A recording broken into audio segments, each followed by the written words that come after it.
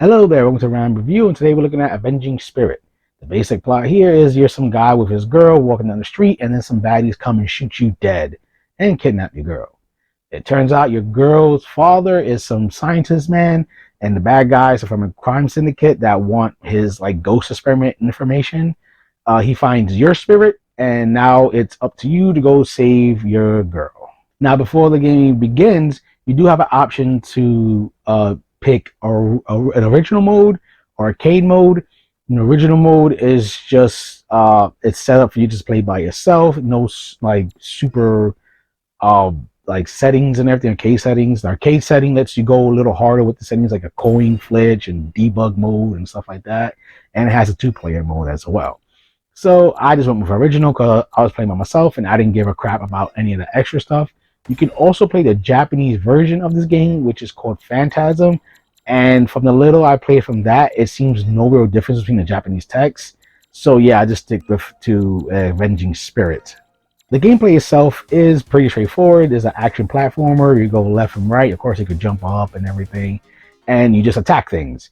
And you, as a spirit, you can possess characters.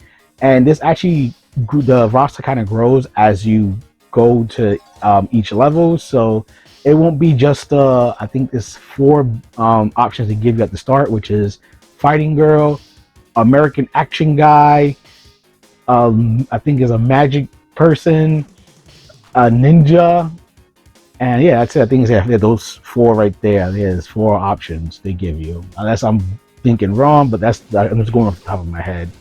But yeah, I picked the ninja, because the ninja jumps really high, and sometimes there are like extra points or secrets or whatever high, and the other characters don't jump as high, so I went with ninja. But it does take a little more damage compared to the other characters. And you have two bars. You have your ghost meter basically and your character meter. If the character meter goes down, then you go out the character and you must repossess someone else. Usually there's always someone there to possess, so you should be good, unless you hate the character that's there, which can happen, which kind of happened to me. And if you don't run out of your ghost meter, it's game over and you got to restart the stage. Usually you always will have some ghost meter, unless you take some real big damage. There's also like health pickups too to help you, so you keep that ghost meter going up and even healing the character too, so you can find some health pickups as well. And point pickups. Remember, this is an arcade game, so this point pickups for maximum points. I actually switched up my characters here and there. Like I played as the robe-wearing magic person. I can't tell if it was a girl or not. It sounded like a girl under there, but that's how I messed with that one, which is pretty fun. Doing like big spears and everything, magical balls, and I messed also with a big chin gun guy, which I like the most, because he can, has the advantage of shooting of a very far distance, and he jumps pretty high as well, kind of like the ninja. So I was like, hey, best of both worlds. So I stuck with big chin gun guy.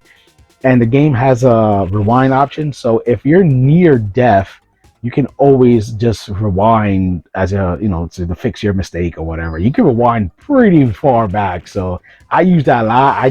I never saw the game over screen unless I did it on purpose.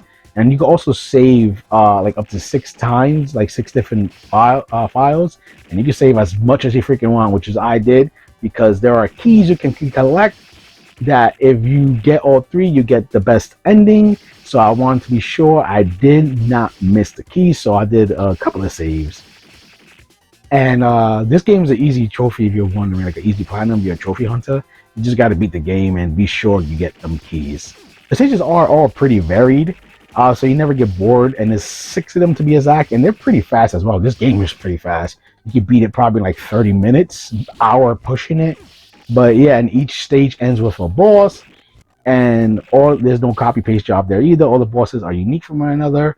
Most of them are pretty fun. Some are cheap because, again, this is an arcade game, so they want you to waste quarters. But with that rewind option, you don't really have to worry. But yeah, they're all nicely designed, and same goes for all the multiple characters you're possessing. And I do like, like I said, you're not just stuck with like 4 types and that's it. You can even like possess a dragon monster, Slow as fuck, but it's powerful, but it's slow as fuck. Replay value, there's really not much unless you want to play the Japanese version to see there's a difference. But once you beat the game and you got like the best ending, there's like really no reason to go back. But it's still fun. It's still a fun game, and it's pretty cheap too. It's usually on sale a bunch of times. So I wouldn't like go against playing it. If you want like a fun little arcade romp, you play as a ghost possessing people. You can shoot Kung Fu Girl, throw ninja stars, magic balls. You know, it's a pretty fun time overall. So I hope you didn't mind my ramble, and for gamer's sake, keep gaming.